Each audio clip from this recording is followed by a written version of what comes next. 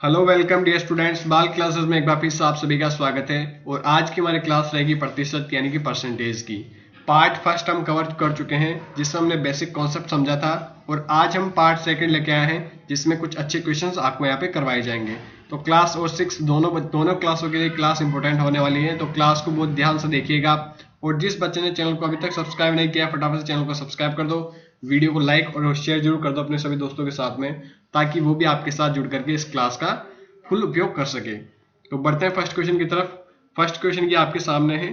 फटाफट से क्लास का नियम यह है कि आप पेन पेपर लेके बैठिए, जैसे ही क्वेश्चन आपके सामने आता है तो फर्स्ट उसका सॉल्यूशन करना स्टार्ट कर दें, और कुछ टाइम के बाद में वीडियो को आप रोक करके देख सकते हो सॉल्यूशन, फिर बाद में आप जरूर देखें कि आपका आंसर सही था या गलत था, या कुछ नया मेथड भी आप यहाँ पे सीख सकते हैं अगर आपका आंसर सही है तो देखो क्वेश्चन को ध्यान से जब हम पढ़ेंगे, तो जिस बच्चे ने पहले तो पुरानी क्लास नहीं ली है उस क्लास को ध्यान से देख के आए, ताकि आपको नया जो क्लास अभी क्वेश्चंस करवाए जाएंगे उसके सारे क्वेश्चंस आपको आ जाए।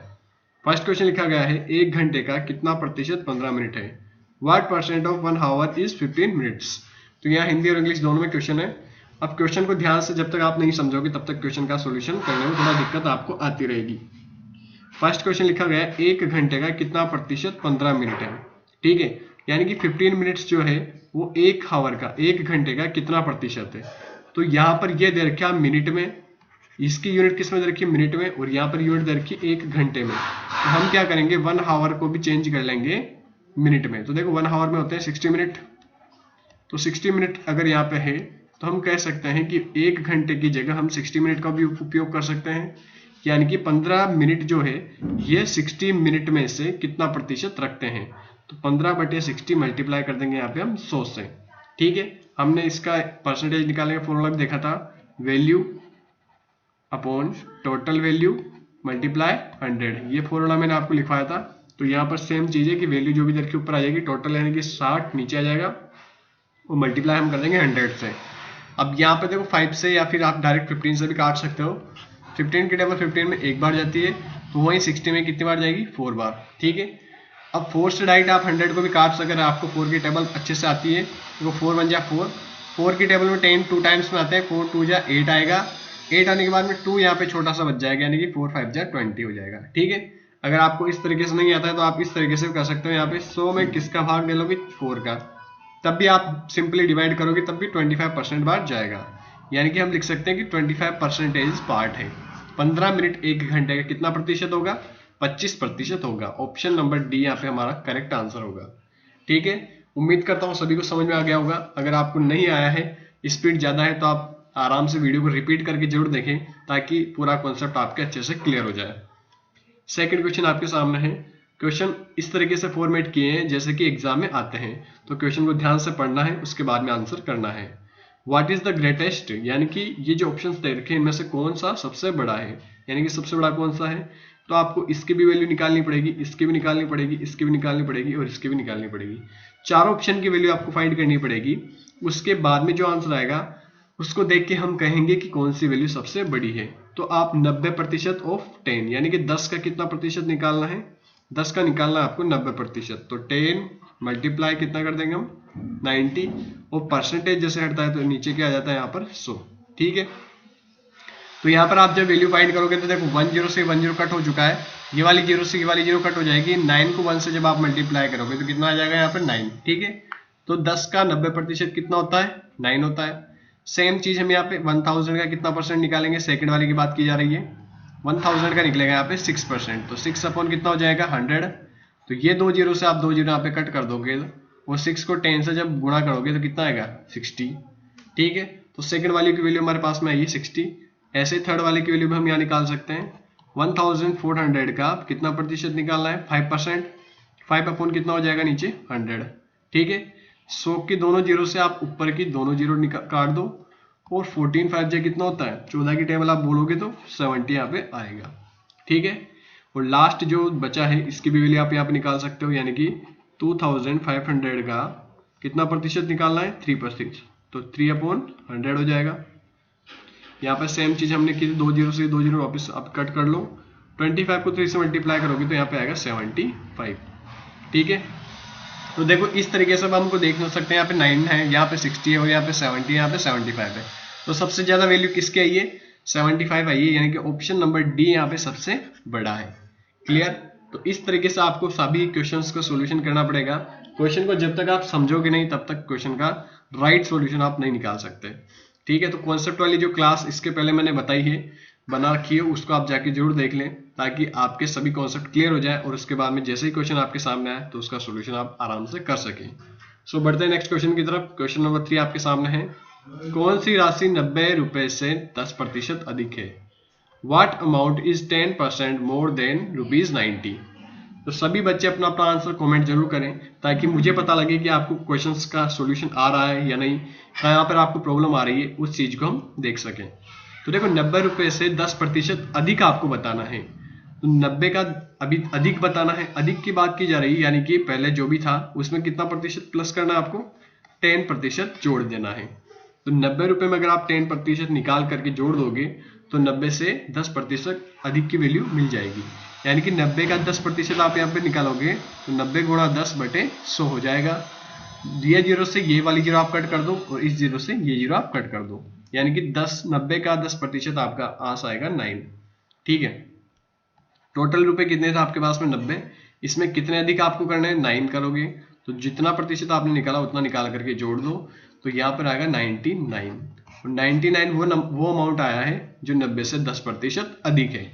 तो ऑप्शन यहाँ पे बी वाला राइट आंसर आपको मिल जाएगा। क्लियर? इस तरीके से आपको क्वेश्चन को समझना है, उसके बाद ही क्वेश्चन का आंसर करना है। बढ़ते हैं आगे। कुछ किसी को क्वेश्चन इजी लग सकते हैं तो किसी को हार्ड, तो पेशेंस बनाए रखें, आगे हम और अच्छे क्वेश्चंस करने वाले हैं। अब ये जो क्वेश्चन है इसको ध्यान से पढ़िएगा, बिना ऑप्शन का क्वेश्चन है, आपको फटाफट से अपना आंसर जरूर यहाँ पर कमेंट करना है।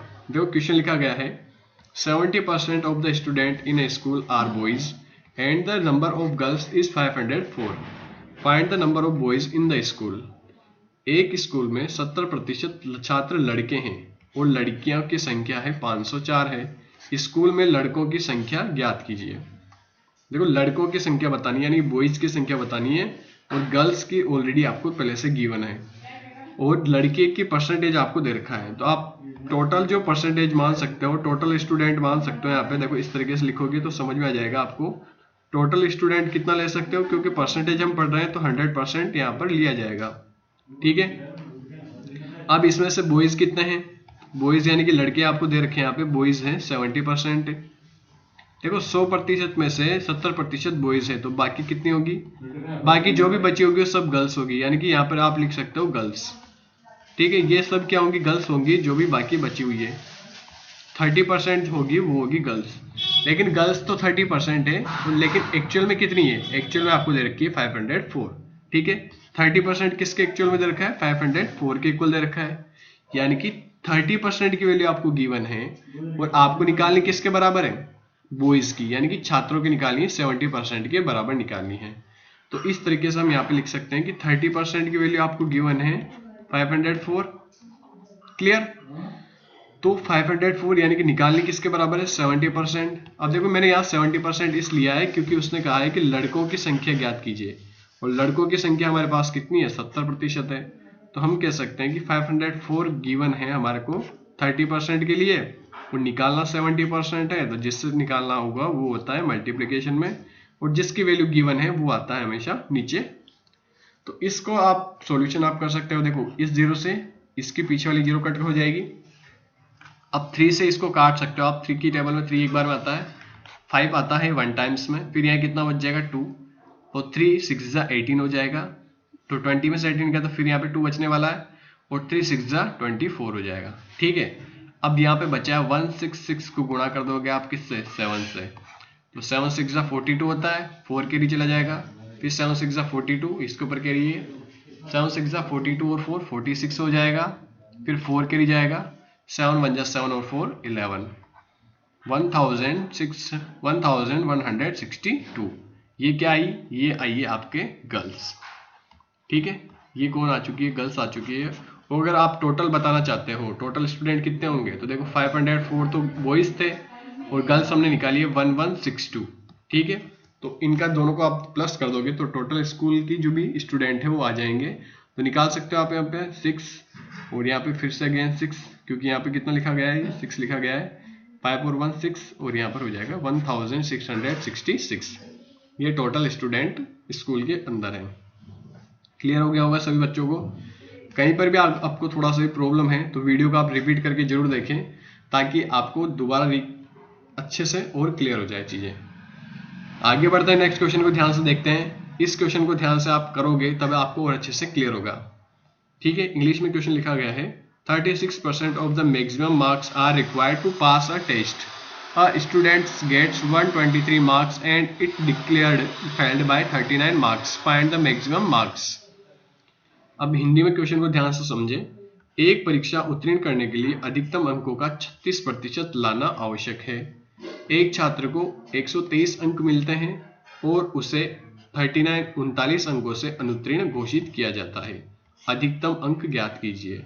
ठीक है, यानी कि मैक्सिमम परसेंटेज पास होने के लिए हमको लाना पड़ेगा 36। ठीक है, यानी कि 100% में से अगर आप 36% लेके आ जाते हो तो आप क्या माने जाओगे, पास माने जाओगे। और 36 से जैसे ही कम आएगा तो आप माने जाओगे यहाँ पे फेल। ठीक है, तो एक जो स्टूडेंट था उसको कितने अंक मिले हैं यहाँ पे 123 अंक मिले हैं, यानी कि उसको मिले हैं यहाँ पर 123 अंक। लेकिन फिर भी उसको कितने अंकों से अनुत्तीर्ण घोषित कर दिया, 39 अंकों से। कह सकते हैं हम कि 123 में अगर 39 अधिक और अंक आ जाते उसके, 123 से 39 और अधिक अंक आ जाते तो पास होता या नहीं, बिल्कुल वो हो जाते उसके पासिंग मार्क्स। लेकिन पासिंग मार्क्स होने में उसके कितने कम रह गए, 39 कम रह चुके हैं। तो जितने उसको मिले हैं उसमें अगर 39 हम वापस प्लस कर देंगे तो जो भी आएगा वो कितने आएंगे, वो सब आएंगे पासिंग मार्क्स आएंगे। तो यहाँ पे इसको प्लस कर लो, 9 और 3 कितना होगा यहाँ पे 12, 1 कैरी जाएगा 3 और 3 हो जाएंगे 6 और 162। यानी कि पास होने के लिए नंबर चाहिए उसको 162। ठीक है, लेकिन उसको मिले कितने, ओनली 123। तो वो 39 अंकों से फेल हो चुका है। अब पासिंग परसेंटेज भी आपके पास में गिवन है। पासिंग परसेंटेज कितना दे रखा है, पासिंग परसेंटेज गिवन है 36। ठीक है, तो 36% की वैल्यू आपको दे रखी है 162। हम कह सकते हैं कि 36% की वैल्यू आपको दे रखी है 162। तो अधिकतम अंक ज्ञात करना है ना आपको, अधिकतम अंक ज्ञात करना है, यानी कि मैक्सिमम। ये जो 100% होगा ये मैक्सिमम मार्क्स माने जाएंगे। मैक्सिमम मार्क्स कितने होंगे, 100% होंगे। तो हम कह सकते हैं 36% की वैल्यू आपको दे रखी है, आपको निकालनी किसके बराबर है, 100% के इक्वल निकालनी है। तो 162 किसके इक्वल होंगे, ये हैं 36 के इक्वल।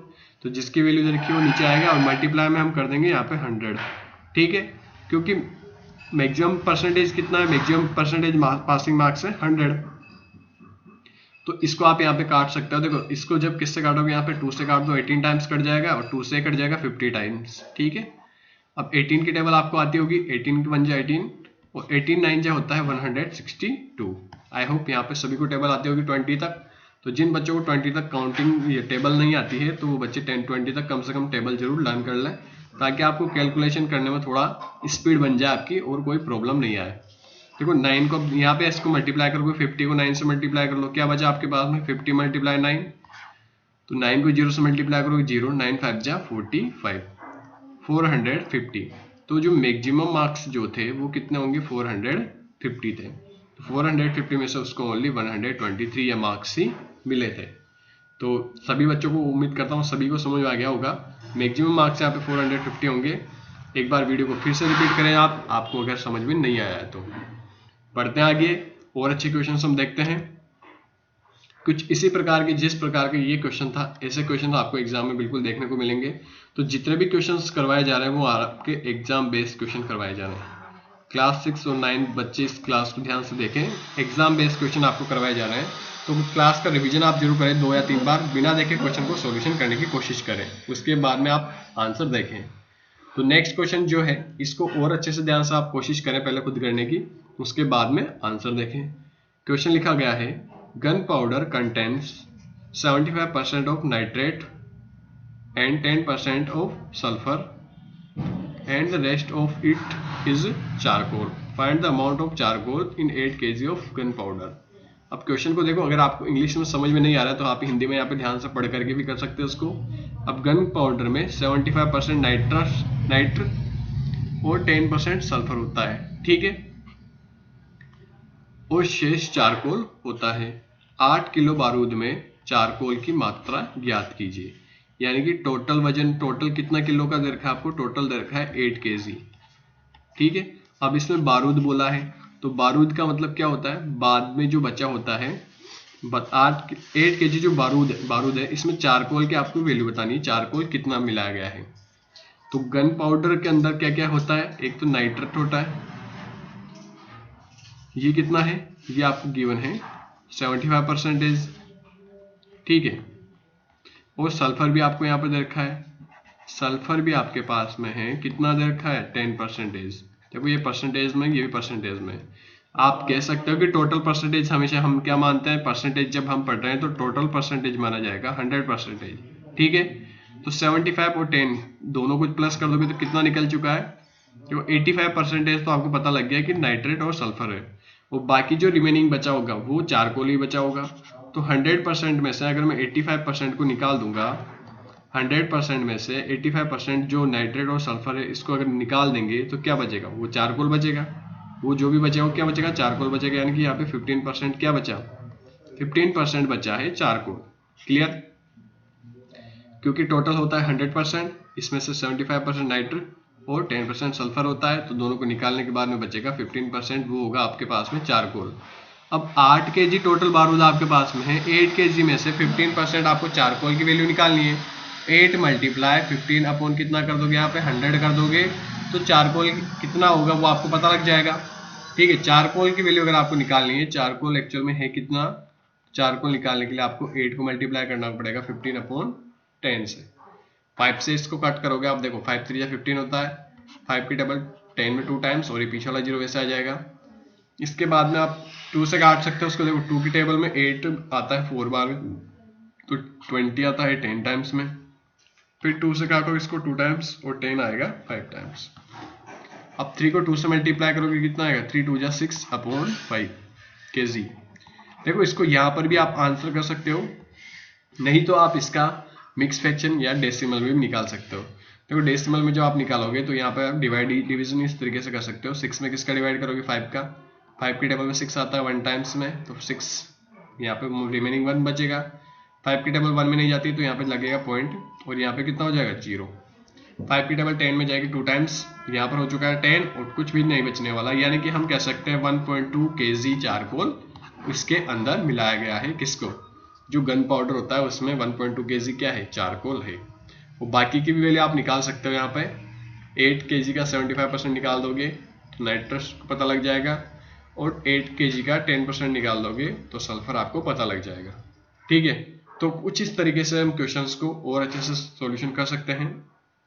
आपको मुझे लगता है सभी बच्चों को समझ में आ गया होगा। अगर आपको सब कुछ समझ में आ रहा है तो कमेंट बॉक्स में यस जरूर टाइप कर दें, यस क्लियर लिख दें आप, ताकि मुझे पता रहे कि आपको सब कुछ क्लियर हो रहा है। बाद में भी आप नीचे कमेंट बॉक्स में कमेंट कर सकते हो। अगर आपको कुछ डाउट रहता है तो उसको कमेंट करके जब तक आप नहीं बताओगे तब तक समझ में नहीं आएगा कि हमको आपको क्या डाउट है। तो नीचे कमेंट जरूर कर दें, और अगर सब कुछ अच्छा लगता है तो वो चीज़ भी आप जरूर नीचे मेंशन करें।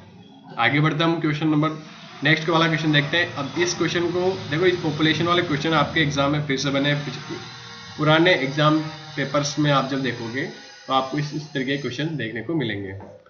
क्वेश्चन लिखा गया है, The population of a village decreased by 12% if the original population was 25,000. Find the population after decrease. देखो एक गांव की जनसंख्या में 12% की कमी आ गई। डिक्रीज का मतलब होता है कमी आना। यदि मूल जनसंख्या 25,000 थी तो घटने के बाद जनसंख्या क्या होगी।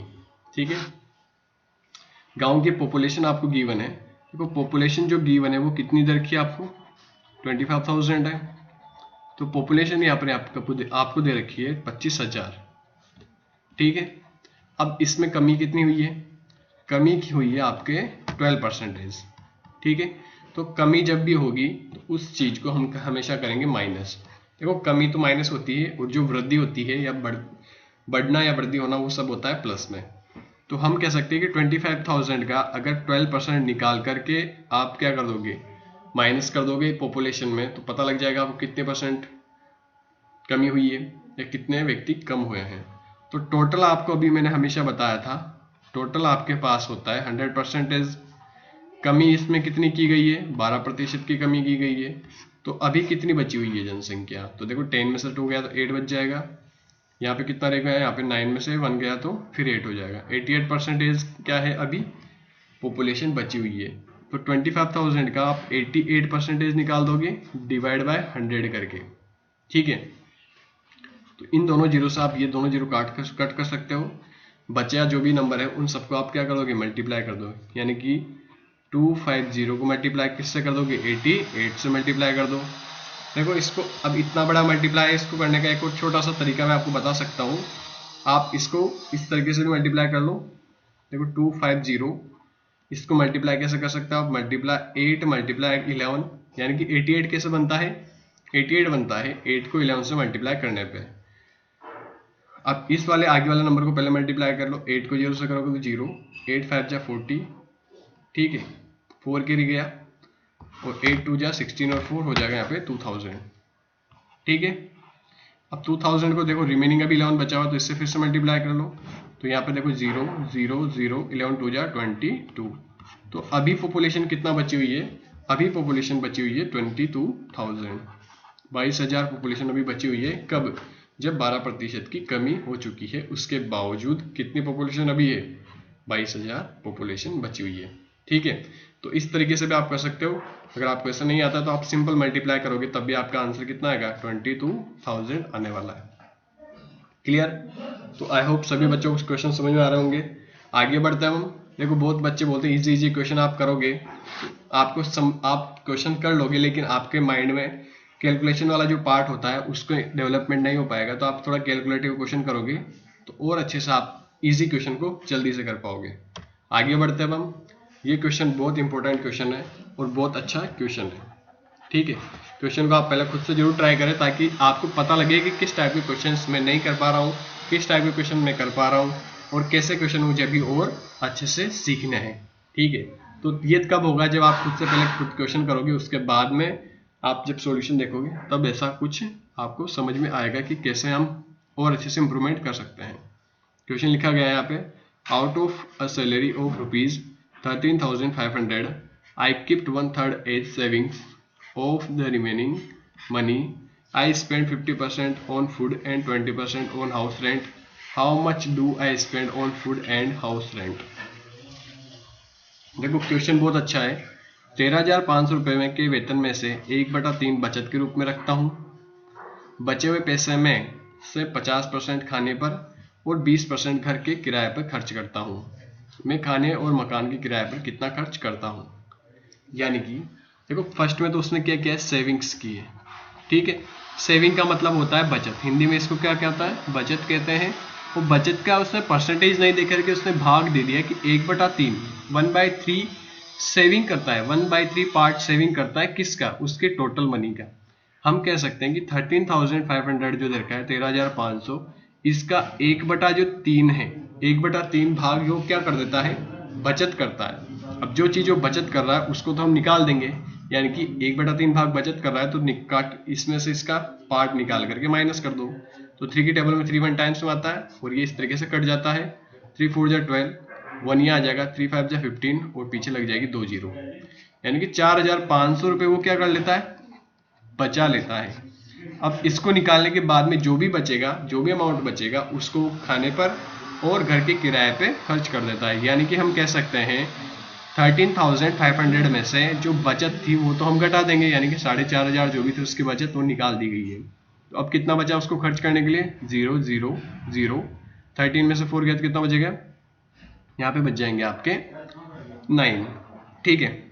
तो 9,000 जो होंगे वो कहाँ पर रहेंगे, वो होंगे खाने के लिए और घर के किराए के खर्चा करने के लिए। यानी कि 9,000 में से अब वो क्या क्या खर्च कर रहा है, यहाँ पे फूड पे खर्च कर रहा है, तो आप यहाँ पे लिख दो फूड, ठीक है। फूड पे कितना किया उसने, 50%, ठीक है। बचे हुए पैसे में से 50% खाने पर और 20% घर के किराए पे खर्च करता हूँ और मैं खाने और मकान के किराए पे कितना खर्च करता हूँ, ठीक है।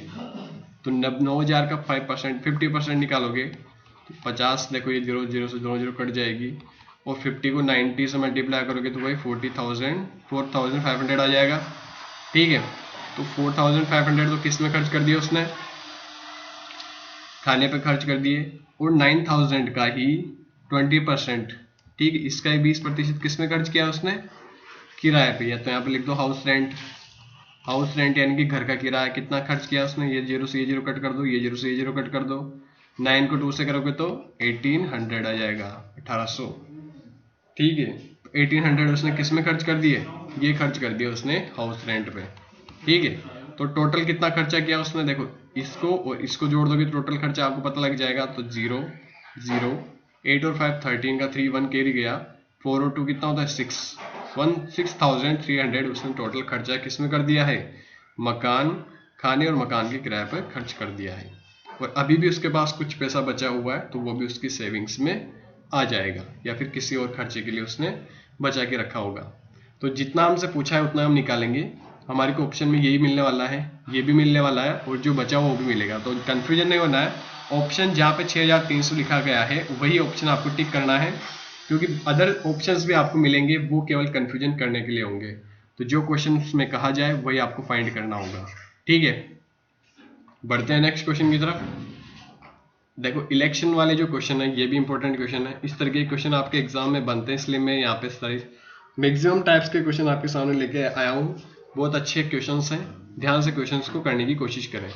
और जिस बच्चे ने वीडियो को अभी तक लाइक नहीं किया है, जल्दी से लाइक और एक शेयर तो जरूर आप कर दें। बिना कहीं ये चीज़ आप कर दिया करो, ताकि आपके लिए और अच्छे से हम कंटेंट तैयार कर पाए। क्वेश्चन लिखा गया है, in an election there are a total of 80,000 voters and 2 candidates A and B. 80% of the voters go to the poll, out of which 60% vote for A. How many votes does B get? Question को ध्यान से हिंदी में भी देखिएगा। एक चुनाव में कुल 80,000 मतदाता है और दो उम्मीदवार ए और बी 80% मतदान में जाते हैं। देखो दो पोलिंग हो रही है जिसमें ए है और बी, दो कैंडिडेट हैं खड़े हुए हैं। तो इनमें से अब जो पॉपुलेशन वोट करने वाले हैं वो है 80,000, ठीक है। लेकिन 80% ही ऐसे हैं जो वोट करते हैं, ठीक है। बाकी 20% ने तो वोट किया ही नहीं है। तो जिन्होंने वोट किया है केवल उन्हीं को गिना जाता है, उन्हीं को काउंट किया जाता है, ठीक है। जिसमें से 60% वोट ए के लिए होते हैं और बी को कितने वोट मिलते हैं ये आपको बताना है।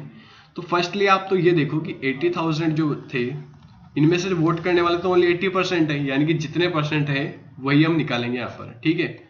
हम कह सकते हैं कि 80,000 में से केवल परसेंटेज जो वोट देने वाले हैं वो कितने एक्चुअल में, वो है 80%।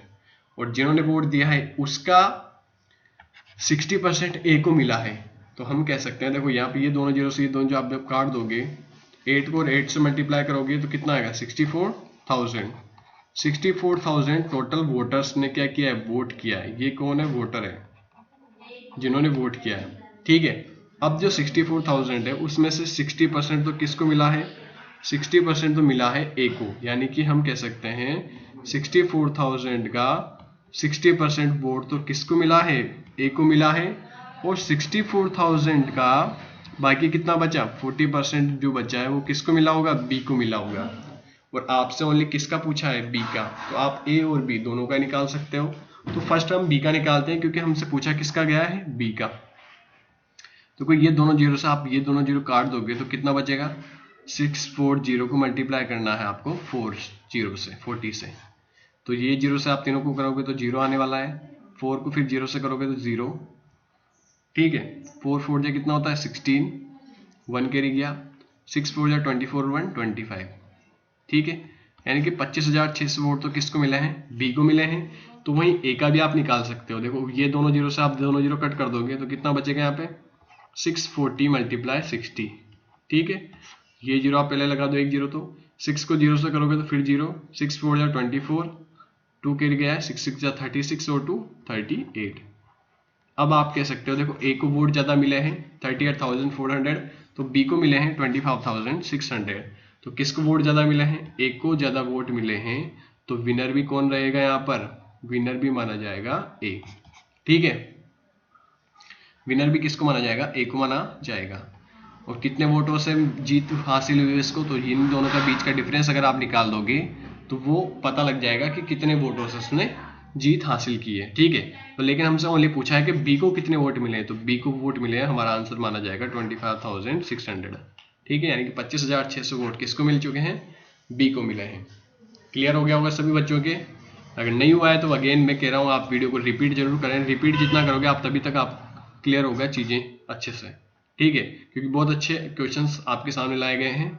आगे बढ़ते अब हम, देखो ये क्वेश्चन भी अच्छा क्वेश्चन है, ध्यान से क्वेश्चन को देखिएगा और कोशिश करिएगा कि इस क्वेश्चन को ट्राई करने की। देखो, जॉर्ज बोट अ कार $8। अब ये किसका साइन है? डॉलर का है। 55,000 and sold $8 $5,500। What benefit in percentage did he get? ठीक है, तो वैसे प्रतिशत लाभ का क्वेश्चन आ चुका है, पर कोई बात नहीं, आप इसको एक बार ट्राई जरूर करें। क्वेश्चन आपके सामने है, जॉर्ज ने $5,000 में एक कार खरीदी और उसे $5,500 में बेच दिया, उसे प्रतिशत में क्या लाभ हुआ? तो परसेंटेज लाभ निकालना है तो पहले आप प्रॉफिट तो निकाल सकते हो ना। तो प्रॉफिट कैसे निकलेगा इसके बारे में अभी हम आगे पढ़ेंगे, पर अभी आप क्वेश्चन तो ट्राई कर सकते हो। देखो, जितने में उसने खरीदा और उससे ज़्यादा में उसने बेचा तो प्रॉफिट तभी होगा। तो हम कह सकते हैं कि 5,500 यानी सेलिंग प्राइस जो है, इसमें से कॉस्ट प्राइस 5,000 घटा दोगे आप तो कितना बचेगा उसके पास? प्रॉफिट 5,000 बचने वाला है, 500 बचने वाला है। ठीक है, यहाँ पे कितना आ जाएगा? 500 आ जाएगा। अब यही चीज़ आपको बतानी किस में है? प्रतिशत में बतानी है। परसेंटेज प्रॉफिट निकालने का फॉर्मूला होता है, प्रॉफिट तो ऊपर लिखा जाता है, नीचे हमेशा कॉस्ट प्राइस जो कि दे रखी है 5,000 आ जाएगी और मल्टीप्लाई किससे कर दिया जाएगा? 100 से। ठीक है, क्योंकि प्रतिशत में निकालना है तो प्रतिशत में किसी भी चीज़ को निकालने के लिए हम मल्टीप्लाई करते हैं 100 से। तो ये तीनों जीरो से, 3 जीरो से आप ऊपर की 3 जीरो काट दो, यानी कि 1 2 और ये वाली जीरो कट जाएगी। 5 की टेबल में 50 आता है 10 टाइम्स में, यानी कि 10% क्या हो गया है? जॉर्ज को बेनिफिट हो गया है, यानी कि लाभ हो चुका है। ऑप्शन बी यहाँ पे करेक्ट आंसर होगा। क्लियर? तो प्रॉफिट एंड लॉस अभी हम आगे पढ़ेंगे, परसेंटेज प्रॉफिट परसेंटेज लॉस भी आगे हम पढ़ेंगे। ये क्वेश्चंस था तो मुझे लगता है ये भी आपको क्लियर हो गया होगा। तो अभी तक के जितने भी पूरे क्वेश्चंस कराए हैं उन सभी क्वेश्चंस को आपको कैसे लगे? अगर अच्छे लगे तो वीडियो को लाइक और शेयर जरूर करें, ताकि हमें आपके लिए मोटिवेशन मिलता रहे, आपके लिए और अच्छा कंटेंट लेके आते रहें। तो आज की क्लास हमारी यहीं तक थी, मिलते हैं आपसे अगली वीडियो में। थैंक यू फॉर वॉचिंग, मिलते हैं आपसे अगली वीडियो में। तब तक के लिए आप हमारे साथ जुड़े रहिए और चैनल को जिस बच्चे ने सब्सक्राइब नहीं किया है फटाफट से चैनल को सब्सक्राइब कर दो। वीडियो को लाइक और शेयर करके अपने दोस्तों के साथ में इसको जरूर सेंड कर दो, ताकि वो भी हमारे साथ नेक्स्ट टाइम जरूर ज्वाइन कर सकें। Thank you for watching. Video को लाइक करें, चैनल को सब्सक्राइब कर लें और नोटिफिकेशन बेल आइकन पर प्रेस कर लें।